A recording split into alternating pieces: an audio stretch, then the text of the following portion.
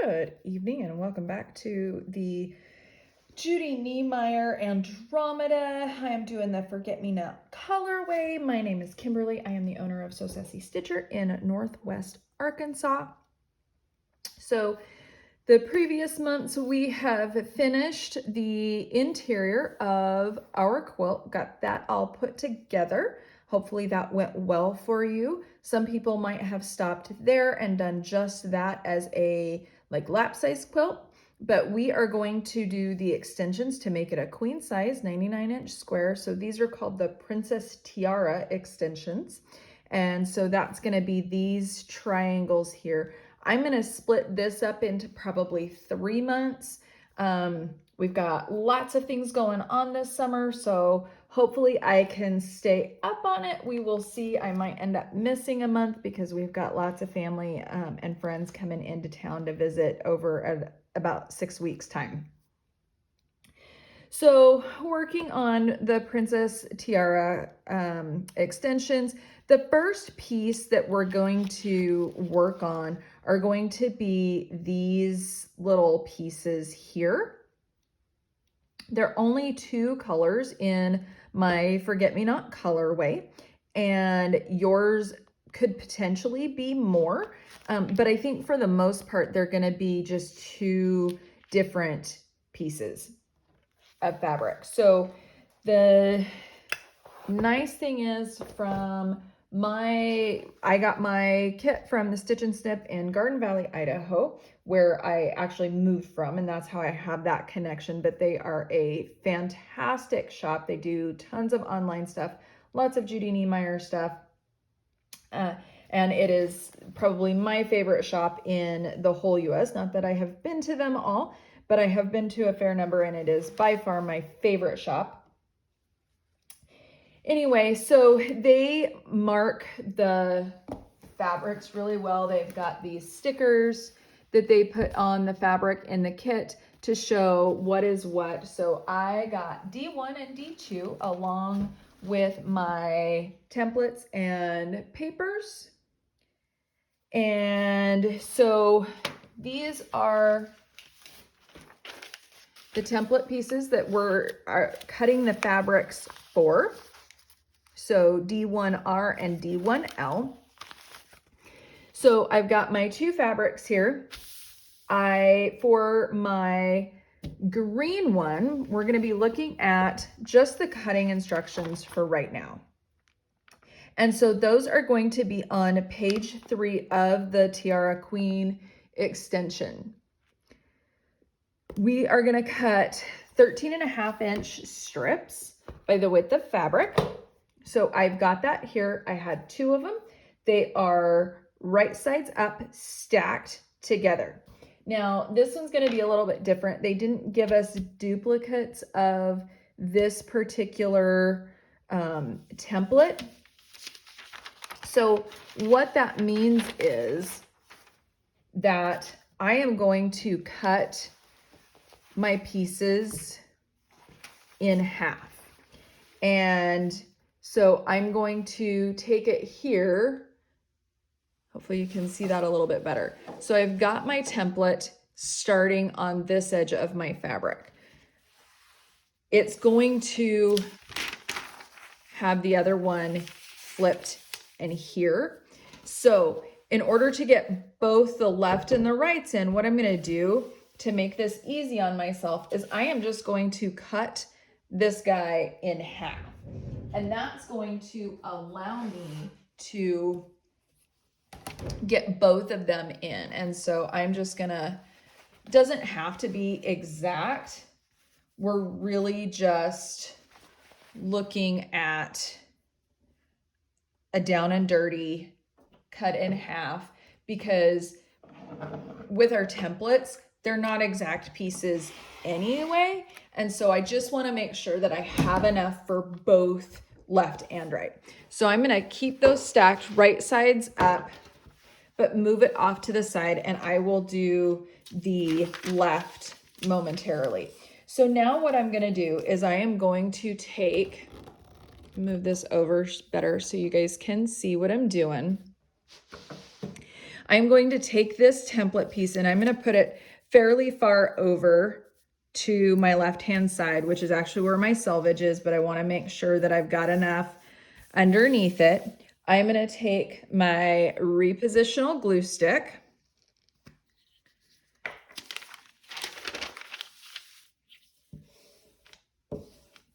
and I am going to just quickly put a little on here. And I'm going to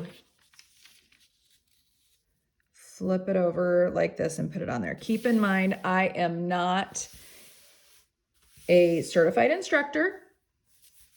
I don't have any association with Quiltworks or Judy Niemeyer. This is all on my own. This is just what I have learned.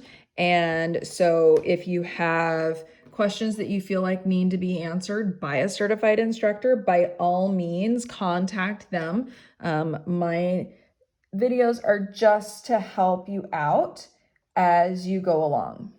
So now what I'm going to do is I am going to extend this down so that when I flip it around, I'm going to have enough to go on this corner up here. But I'm just going to cut along that solid line and I'm going to cut that in half, basically at its diagonal. And now what I can do is I'm actually going to flip this guy around and I'm going to stack 4. So instead of cutting these, taping it back together, moving it around, I'm just flipping these pieces around. I'm going to line up my diagonal edge, making sure that I've got fabric under all of it. But the nice thing is, I mean, you can see this is what our piece is actually going to be. There is a lot of excess here on all of these pieces. So it doesn't have to be exact.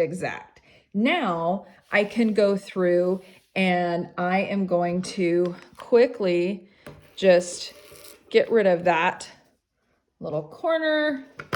And then I am going to follow my cut lines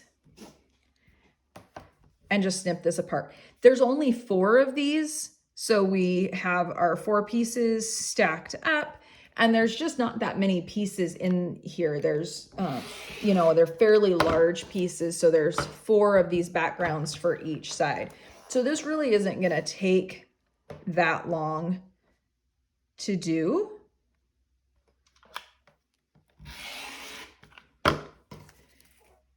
So I am going to,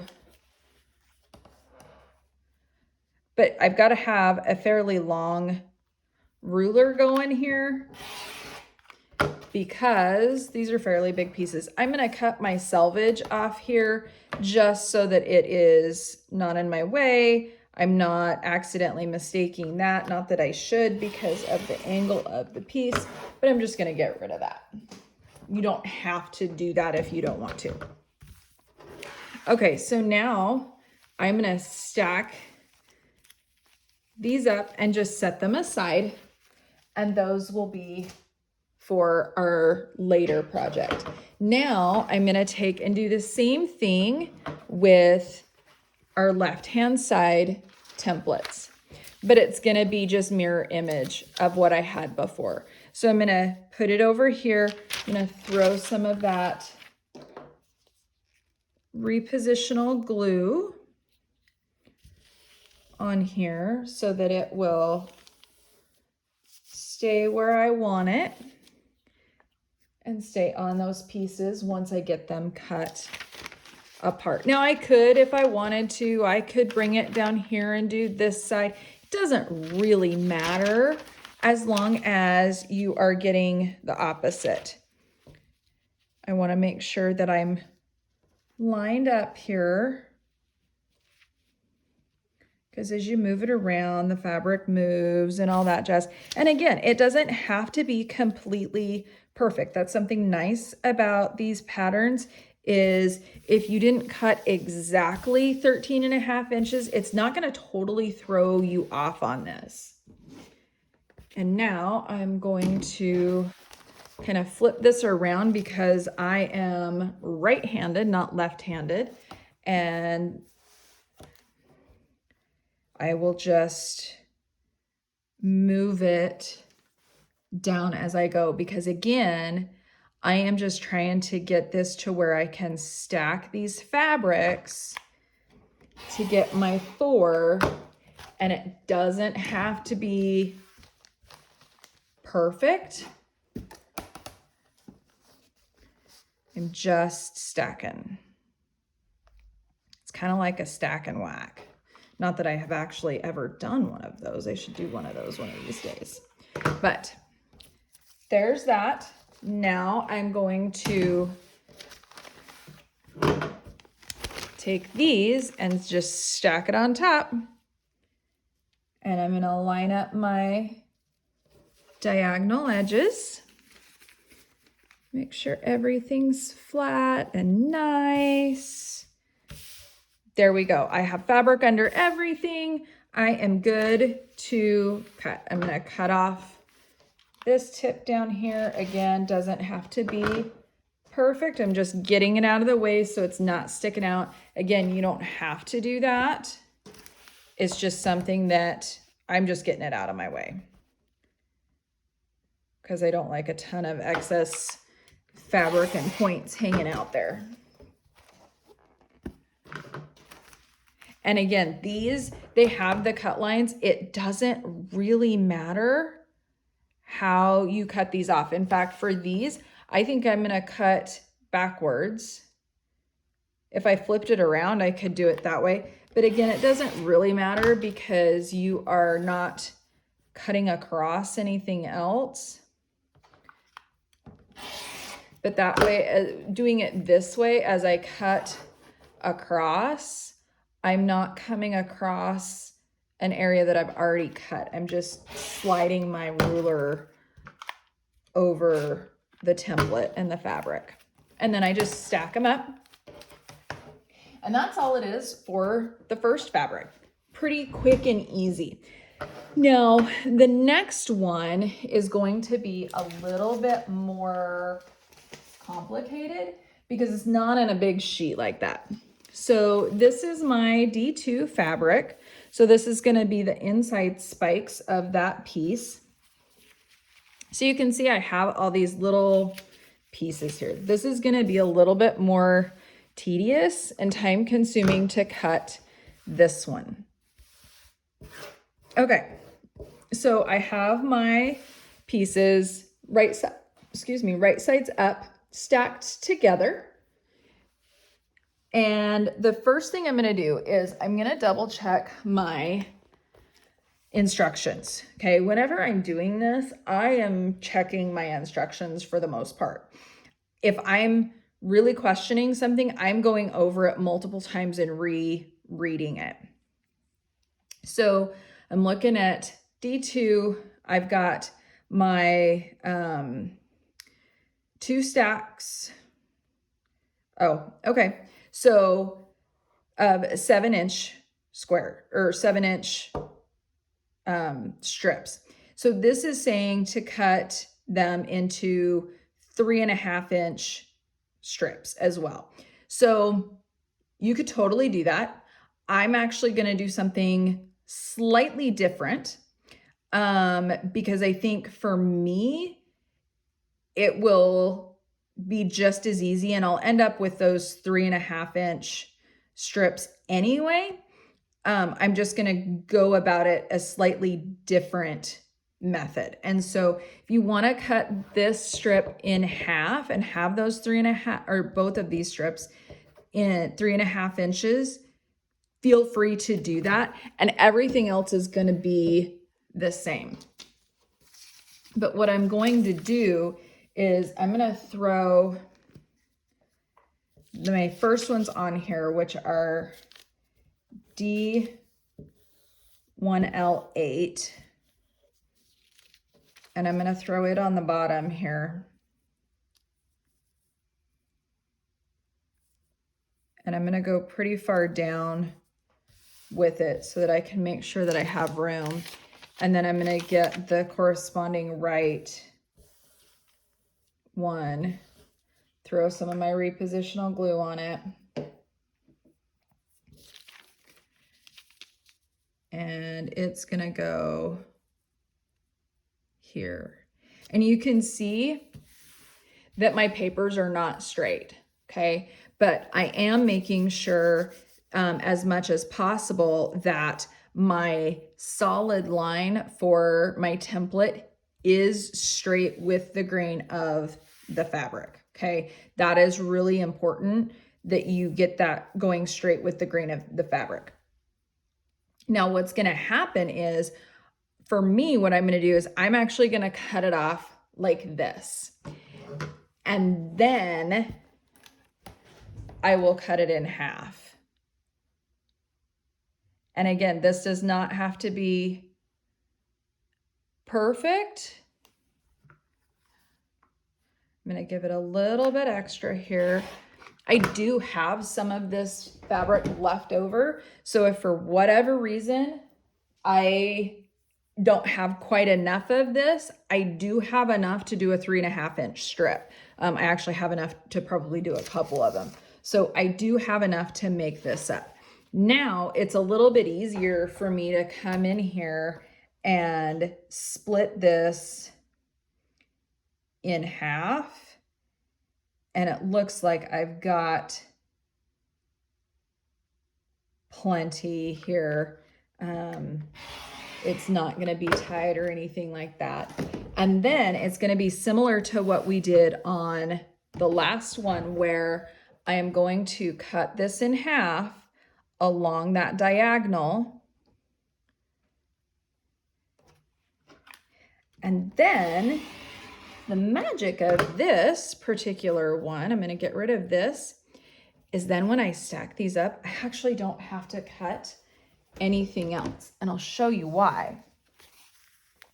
Because what I just cut on that diagonal is the sew side. So both those diagonals are cut correctly. And that's all I really need to do. If I wanted to trim it up a little bit, I could, but that sew side is that diagonal. So that's what I just cut. I don't have to do any more to this. So that can get set aside when I cut that in half. So then I'm gonna do the same thing on this guy, and it's gonna be the same for this one. But now, when I stack these, that one is also cut and ready to go. I don't have to do anything. Even though it's a little bit bigger, the only thing that I'm really interested in is that sew side correct? And I have fabric for the entire template, which I do. So that one is now ready to be set aside. So I'm just gonna do that following the instructions for the remainder of these. So I have D1L6 and D1R6 are gonna be my next ones that I do. And so I'm gonna, again, using that repositional glue stick,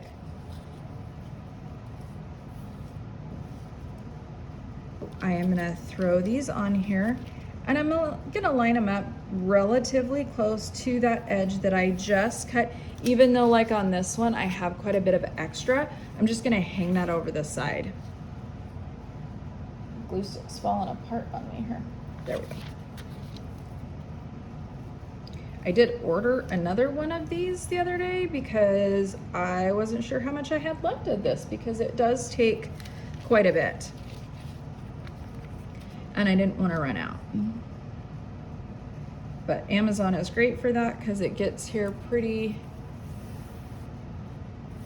quickly. Okay, so now I'm gonna do this same thing.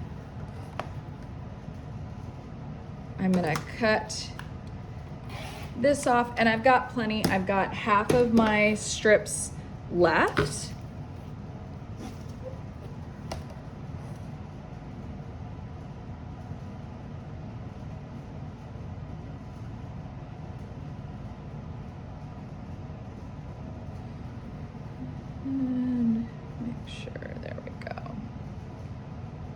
And I'm just gonna basically cut this in half, not getting too worked up over it. It doesn't have to be exactly 3.5 inches, okay? It's really just, do you have enough to make those cuts? And that's what we want.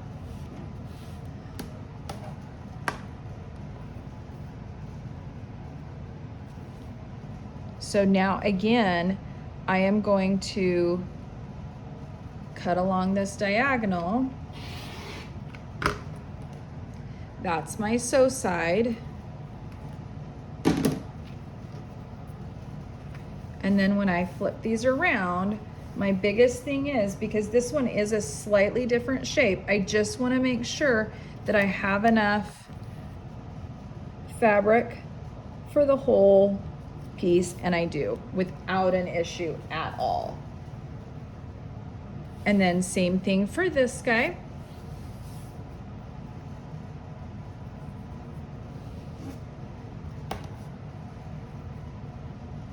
Now, if I did cut this a little short and I don't have room, again, I do have that excess fabric.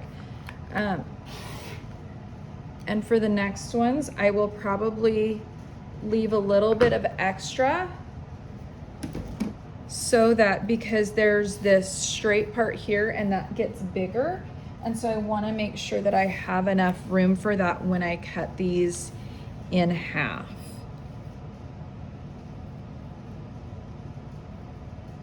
And I have, you can see, I have, this is where my piece is gonna go. And if I flip it over, I've got plenty of fabric there. So I don't need to worry about that.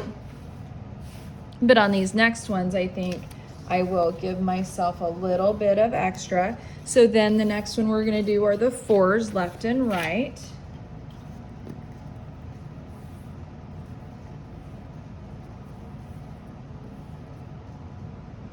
And with the glue, you don't have to be super precise.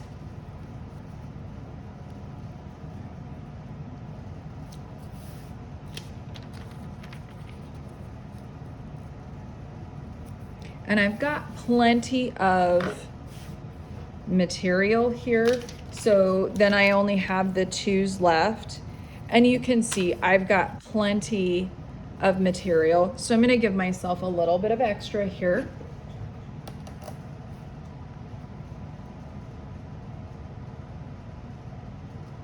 So that I don't run out of space. And I put the wrong one there. We're gonna swap that out. I just grabbed the wrong piece, so make sure that you've got the 4s together, the 2s together, the 6s, etc.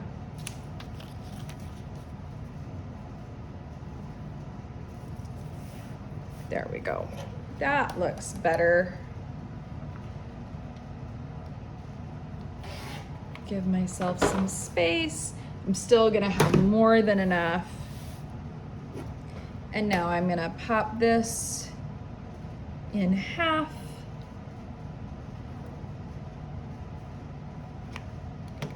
Like so. And again, you don't have to be super, super precise with this, because we're not cutting those really precise pieces right now, and it's just gonna get trimmed up when we cut it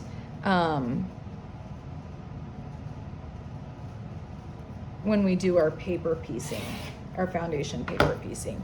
But see, now I have extra down here that is going to accommodate this piece down here. And my sew side is cut. My angle is correct, so I don't have to do anything else with that piece. And then I just do the same thing on this side. And I like to have, even though it's sticking to my ruler tonight, it's a little humid here in Arkansas, I do like to have my ruler over my template, so that it I can see what I'm doing, it stays in place, and it's not moving around on me when I cut. Because if I only have a little bit of kind of that excess paper underneath, it could potentially move around and then not show me exactly what I am cutting.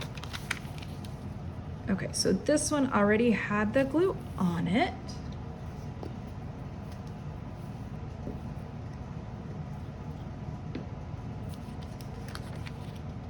These are a little not quite as wide, but I am on these. I'm gonna go ahead and cut off this little bit here, only because I like to keep the scraps, as big of scraps as I can, so that if I have a mistake, I can use the scraps to try to fix it, and I'm not scrambling to a quilt store to try to get more fabric, especially where I got this out of state.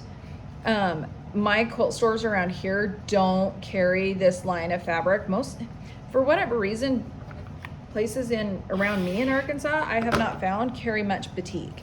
And so where these are batiks, I don't have a good way to be able to access more. And so I wanna keep what I can. All right, so now I just have this one piece left. I've got plenty of fabric here.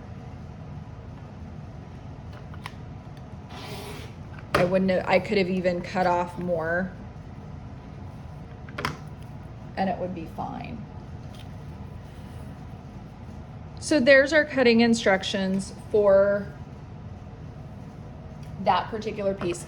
I'm gonna hold off on cutting out the templates for D3 that actually attach to these.